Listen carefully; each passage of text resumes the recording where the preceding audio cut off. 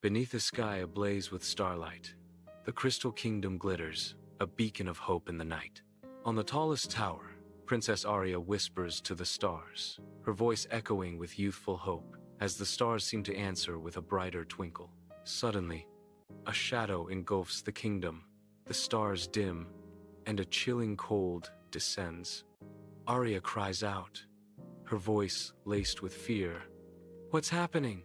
Aria and Kale venture into a forest where trees glow with an ethereal light, their path watched by strange, enchanted creatures lurking in the shadows. Aria uses her celestial connection to guide them as Kale, with a determined gaze, clears their path with his moonlight sword.